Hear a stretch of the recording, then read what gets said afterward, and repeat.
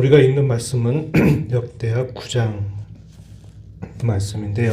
어제 살펴봤던 것처럼 역대하 8장, 9장은 이 솔로몬 왕의 업적, 또 그의 명성에 대한 기록을 남겨줍니다. 그리고 마지막 부분에 가서 보게 되면 솔로몬 왕의 죽음에 대한 이야기가 주어져요. 그리고 우리가 다른 열왕기서에서 보게 되는 솔로몬 왕의 범죄라든지 그 실책에 대한 이야기는 생략을 했습니다.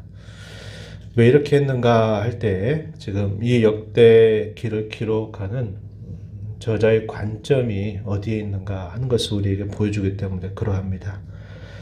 다윗에게 있어서도 또 솔로몬에게 있어서도 그들이 행했던 그 업적에 대한 이야기들, 이것을 초점으로 모아서 하나님께서 약속하셨던 그 왕국에 대한 어떤 정당성, 정체성을 당시 포로에서 돌아온 백성들에게 그것을 잘 보여주기 위한 것임을 우리가 보게 됩니다. 그리고 솔로몬의 죽음 이후에 우리가 잘 아는 것처럼 두 나라로 갈라지게 될 때에도 북쪽 이스라엘 쪽에는 전혀 기록을 두지 않습니다. 남유다의 왕조에 대한 그쪽으로 초점을 맞추어서 남유다 왕국의 역사를 하나씩 기록해 가고 있다는 겁니다.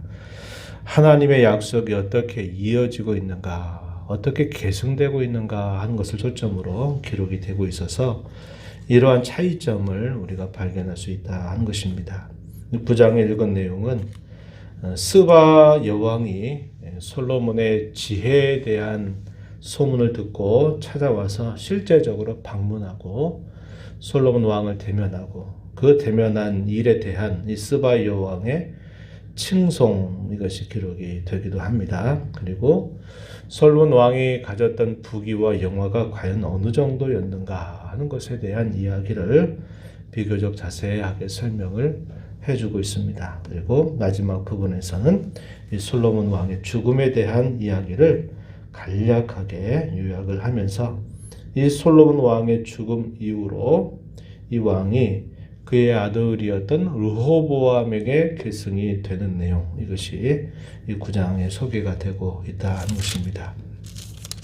이 9장의 내용 초도에 보게 되면 스바 여왕이 솔로몬의 명성을 듣고 직접 찾아옵니다. 신하들을 거느리고 또 예물을 가지고서 찾아와서 여러 많은 질문들로 그가 가지고 있는 그 명성, 그가 가지고 있는 지혜가 정말 맞는가 하는 것을 시험을 했다라고 이야기합니다. 1절 말씀에 보시면 솔로몬의 명성을 듣고 와서 어려운 질문으로 솔로몬을 시험하고자 하여 예루살렘에 이르렀다. 매우 많은 시종들을 거느렸으며 또 향품 많은 금과 보석을 낙타에 실어서 찾아왔다. 이렇게 이야기해 줍니다. 그래서 많은 대화들을 나누었어요. 그러면서 그 결과적으로 해주시는 말씀은 그가 묻는 어떠한 질문에도 대답하지 못한 것이 없었다. 이렇게 이야기합니다. 그러면서 그가 가지고 있는 지혜뿐만 아니라 건축했던 많은 건축물들, 그리고 그가 실제적으로 하나씩 소유하고 있는 이 모든 것들을 보니까 이 스바 여왕이 이 솔로몬에게 소위 압도당하게 되는 겁니다. 이런 정도일 줄은 몰랐다 하는 것을 그가 깨닫게 되고는 그 왕을 향해서 이렇게 고백을 했습니다. 5절에 보면 내가 내 나라에서 당신의 행위와 당신의 지혜에 들은 소문이 참되다. 이렇게 말하면서 나는 이 일에 대해 믿지 않았지만 이제 와서 실제로 당신과 대면해서 보니까 당신의 지혜가 크다는 말은 절반도 되지 못할 정도다. 이렇게 말을 합니다. 그러면서 당신의 사람들이야말로, 당신의 신하들이야말로 얼마나 복된 사람들인가, 얼마나 행복한 사람들인가 하면서 칭송을 하게 돼요. 그리고 8절에 가서 보게 되면 이렇게 하신 하나님을 송축하고 높이는 모습이 표현이 되어 있습니다. 이방 여왕의 말을 통해서 하나님께서 이 솔로몬에게 왜 부귀와 영화를 더해 주시고 왜 지혜를 더해 주시는가 하는 그 분명한 목적을 다시 한번 듣게 하시는 것입니다. 8절 한번 보세요. 당신 하나님 여호와를 송축할지로다. 하나님이 당신을 기뻐하시고 그 자리에 올리사 당신 하나님 여호와를 위하여 왕이 되게 하셨도다. 이렇게 하신 분이 바로 당신이 섬기는 하나님께서 당신에게 이렇게 해주신 일이다. 이렇게 분명하게 고백을 합니다. 이어지는 말씀해 보시면 당신의 하나님이 이스라엘을 사랑하사 영원히 견고하게 하시려고 당신을 세우셨다. 이스라엘을 사랑하셨다. 하나님께서 그 나라를 사랑하셔서 영원히 견고하게 하실 목적으로 당신을 왕으로 세웠다. 이렇게 또 말합니다. 마지막 부분 이렇게 말하죠. 정의와 공의를 행하게 하셨도다. 이렇게 말합니다. 하나님께서 그를 왕으로 세워서 하나님께서 그의 왕국을 영원히 견고하게 하시려고 그를 세우시고 또 그에게 부귀와 영화를 더하시고 지혜를 더하셔서 결국 무엇을 하게 하시려고 하는가? 공의와 정의를 행하게 하시려고 이렇게 했다 말하는 겁니다. 사람이 자기가 가지고 있는 것, 또 자기가 누리고 있는 것에 거기에 흥에 겨우하다 보면 자기가 왜 그것을 누리고 있는지, 또 그걸 통해서 무엇을 해야 될지 그 목적을 쉽게 잊어버리고 거기에 빠져들기가 참 쉽습니다. 그런데 이방의 여왕이 멀리서 찾아와서 예물을 가져와서 국빈으로 방문해 가지고 이 솔로몬과 시간들을 가지면서 이방 여왕의 입술을 통하여서도 하나님께서 왜 이렇게 솔로몬에게 많은 지혜와 부귀와 영화를 더해 주셨는지 그 분명한 목적을 이방 군주, 이방 여왕의 입을 통해서 그 사실을 다시 한번 확인시켜주고 있다 하는 겁니다. 그렇게 하신 것은 그의 나라를 영원히 견고하게 해서 정의와 공의를 행하게 하시려 합니다. 이렇게 일깨워주고 있다는 것을 보게 됩니다. 이것이 분명한 목적이다라는 사실을 알려주는 겁니다. 이 사실을 언제나 기억해야만 했어요. 이걸 결코 잊어서는 안 됐습니다. 다윗을 하나님께서 부르셔서 다윗을 그토록 강성하게 하고 주변의 모든 나라들을 다 굴복시키고 조공을 받게 하고 다윗의 명성을 높이셨던 그 목적에 대해 다윗은 언제나 그것을 기억했습니다. 자신의 왕위로 이어받아서 하나님께서 약속하시는 메시아께서 오실 것을 그가 기억하면서 그 메시아가 이루실 나라의 이상적인 모습을 잘 이루어 드린 일에 마음을 기울였고 솔로몬도 자기가 가진 모든 지혜와 부귀와 영화가 자기의 노력으로 얻어진 것이 아니라 하나님의 은혜로 주어진 것인 줄을 알고 그도 그 일을 위해서 잘 감당하는 모습을 보여줬다 하는 것을 잘 이야기해주고 있는 것입니다. 그런데 이것이 그의 통치의 전반부는 이런 일들이 잘 드러나게 되지만 그의 통치 후반부에 접어들게 되면 자신의 본분을 잊어버리게 되면서 이방 여인들을 가까이 하다 보니까 그 이방의 종교가 익숙해지고 이방 종교의 그 풍습들이 익숙해지다 보니까 하나님을 향해서 떠나버리는 그런 안타까운 일을 범하게 되는 것입니다. 그 일의 결과로서 결국 그의 자식의 세대에 이르러서는 나라가 두 나라로 갈라지게 되면서 분열 왕국이라고 하는 역사가 시작이 됐던 것을 우리는 잘 알게 되는 것입니다. 다시 본문으로 돌아가서 13절로부터 28절 쪽 내용에 보면 그 솔로몬이 가지고 있었던 재산 또 그의 지혜가 어느 정도였는가 하는 것을 이야기해 줍니다. 세입금이 얼마나 많았는지 또 금이 얼마나 많았는지 방패라는 것도 이 금방패를 만들어서 그것을 소유했었고 솔로몬이 앉은 왕의 보좌 또 그가 사용했던 그릇들 이 모든 것들이 세상의 어느 나라보다 더 많고 크고 귀한 것들로 누리게 되었다 하는 것을 말해줍니다. 막대한 재산을 가지고 있었다 하는 것도 이야기해줘요.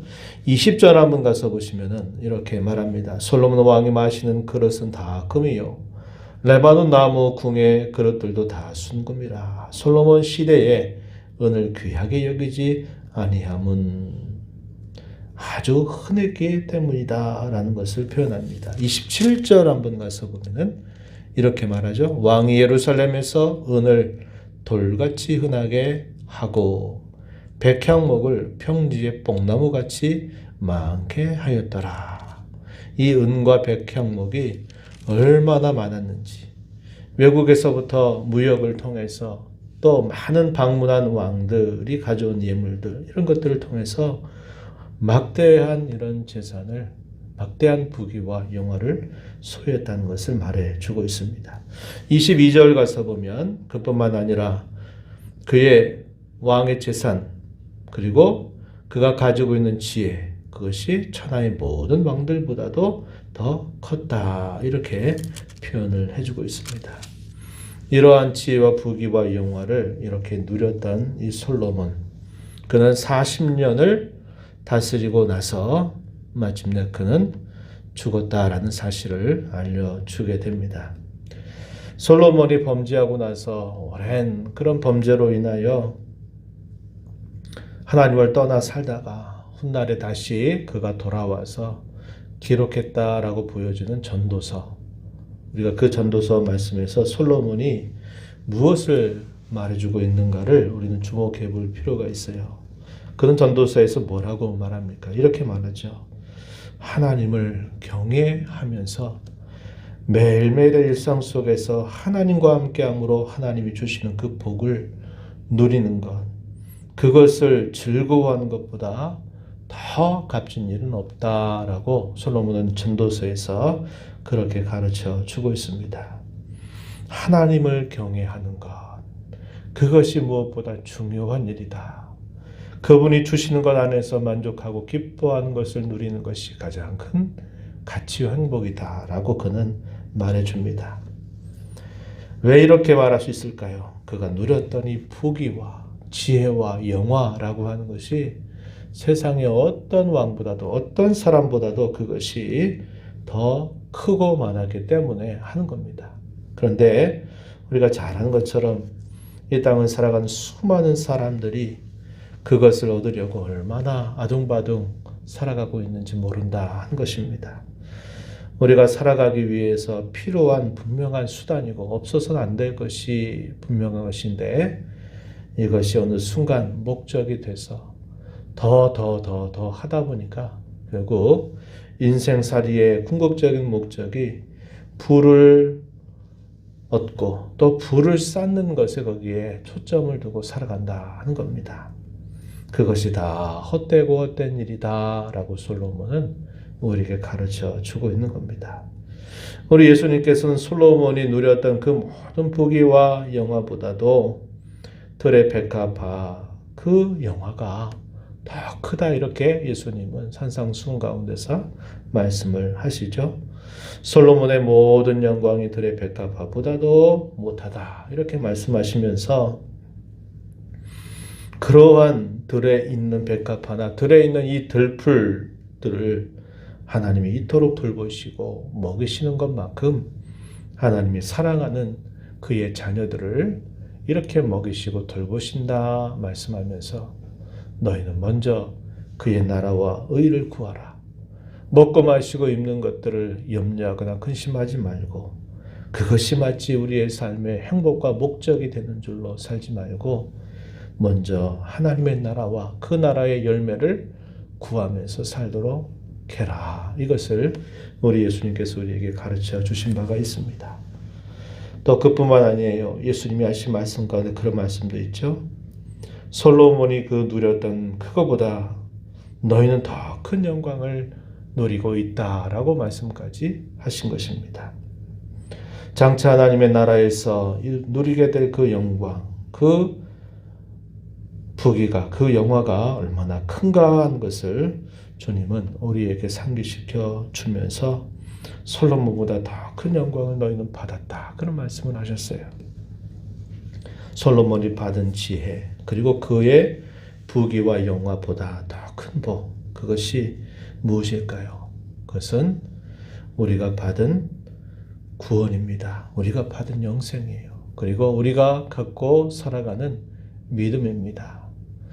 여러분 그 찬송 가운데 믿음의 축복이라고 하는 노래가 아마 간간히 방송을 통해서 듣기도 할 거예요. 솔로몬이 받았던 그 부귀와 영화보다 내가 믿음을 가지고 사는 것이 더 큰 축복이다 라고 고백하면서 찬송을 올리는 내용이 있어요. 마찬가지입니다. 저와 여러분 이 땅에서 그와 같은 지혜와 부귀와 영화를 누리지 못해도 예수님의 큰 은혜로 말미암아 우리가 구원을 받아서 영생을 소유하고 있다는 것, 우리가 믿음을 가지고 하루를 살아간다고 하는 것, 그것이야말로 더 큰 복인 줄 알고 먹고 마시고 입는 것들 염려하고 근심하는 삶이 아니라 오늘도 하나님의 나라가 내가 살아가는 삶 속에 임하기를, 하나님의 뜻이 내 삶을 통해서 실현이 되도록 내 말과 행실을 통해서 하나님의 이름이 존귀하게 여김을 받게 하는 그 목적을 가지고 또 이 하루를 주님 앞에서 살아가는 저와 여러분, 우리의 남은 삶을 주님 앞에 살아가는 저와 여러분이 되기를 진심으로 바랍니다. 하나님 아버지, 이 새벽 시간에도 저희들을 깨워주셔서 오늘도 저희에게 생명 주시고 업 주신 하나님 앞에 나와 찬양과 경배를 드리게 하시고 오늘도 말씀에 귀를 기울이며 저희를 향하신 주님의 뜻이 무엇인가를 또다시 살피게 하신 것을 감사드리옵나이다. 부귀와 영화와 지혜, 세상 그 어떤 사람보다도 많은 것을 가지고 누렸던 솔로몬은 전도서에서 하나님을 경외하고 하나님이 주신 것으로 만족하며 하나님 안에서 즐거워하는 삶이야말로 가장 행복한 삶이라고 저희에게 가르쳐 주었습니다. 이 땅에 수많은 사람들이 열심히 노력하고 지혜를 쌓고 지식을 쌓고 지위를 높이고 그토록 노력하고 애를 쓰면서 결국 그들이 추구하는 것은 부귀와 영화 안에 행복이 있다는 생각을 가지고 사는 것일 것입니다.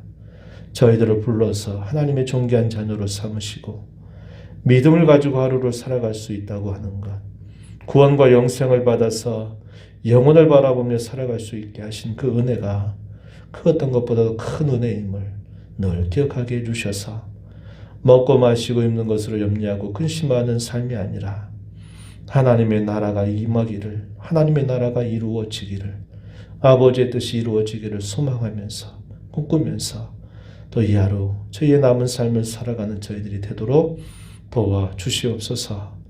은혜의 보호자 앞에 나와서 아버지의 은혜를 간절하게 구하는 모든 심령들의 간구를 귀 기울여 주시고 응답하시기를 바라며 예수님 이름으로 기도하옵나이다. 아멘.